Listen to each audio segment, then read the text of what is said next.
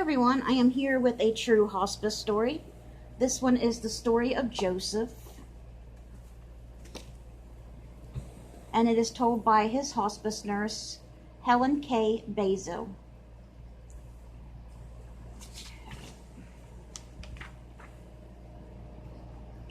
I was a young nurse, just 4 years out of St. Clair's Hospital School of Nursing in New York City.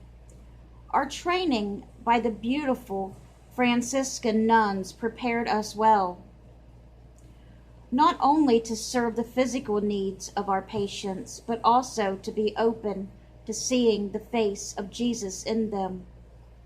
My 5-year-old cousin Joseph was in the hospital and scheduled to have his tonsils out. While there, the doctors discovered a lump in the side of his neck.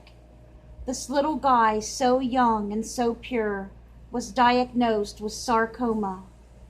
And at that time, there is little to no hope for remission or a cure.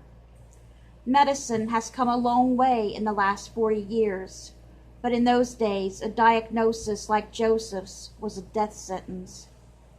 During the next few months, every effort was made to keep him comfortable and unafraid, and to support his young parents who were devastated.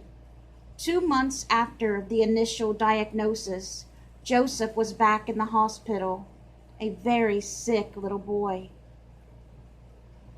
5 years old. And this time with us was growing short. His time was growing short with us.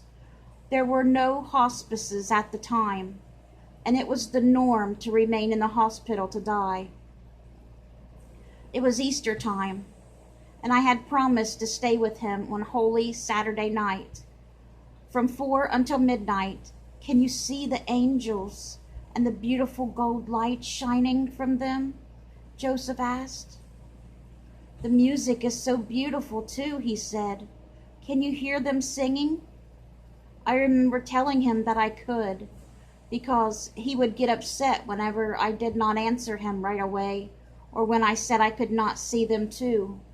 Although this was a new experience for me, I did not doubt him or his experience for a moment. At the time, I wondered why I did not doubt what he was telling me. He told me his dad was going to buy a new blue suit for him, and that he was going to wear it when he went to see Jesus. His dad called to check on him at about 10 p.m., and I told him Joseph was resting well and seemed peaceful. I shared with him all the things Joseph had told me about the angels and the beautiful music.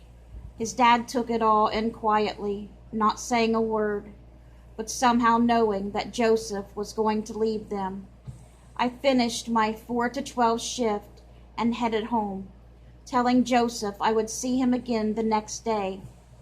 His parents had arranged for a private duty nurse from 12 until 8 in the morning, as in those days parents were not encouraged to stay overnight with a family member. Nursing staff at that time was not nearly as open to discussing the impending death of a child as they are today. If hospice and end-of-life care was as understood and prevalent then as it is now, the nurses would have been talking to Joseph and his family about the immediacy of his going to heaven, and they in turn would have been better prepared. That was simply not done at the time, which made it more difficult for everyone. Death was shrouded in mystery.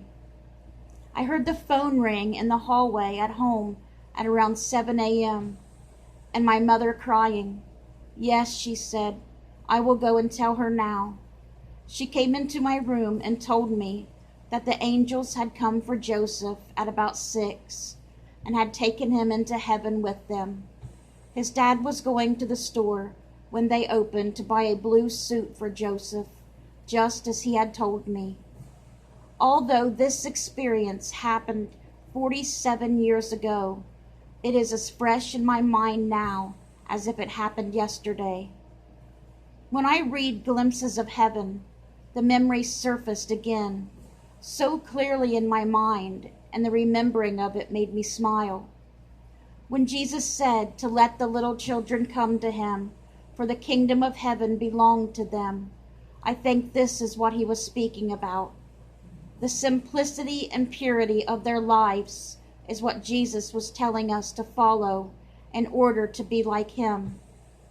The confidence and trust Jesus reflected as he was dying is what Jesus wants us to experience throughout our lives. In that way, we will be at peace when it is our time to go home to him. Be open always to the youngest and the oldest around you. Jesus will make himself known to you in some of the tenderest and most delicate ways you can ever imagine. The kingdom of God is all around us. You just have to reach out and touch it to follow in his footsteps. I hope you guys enjoyed the story of Joseph, and I hope you guys have a good night.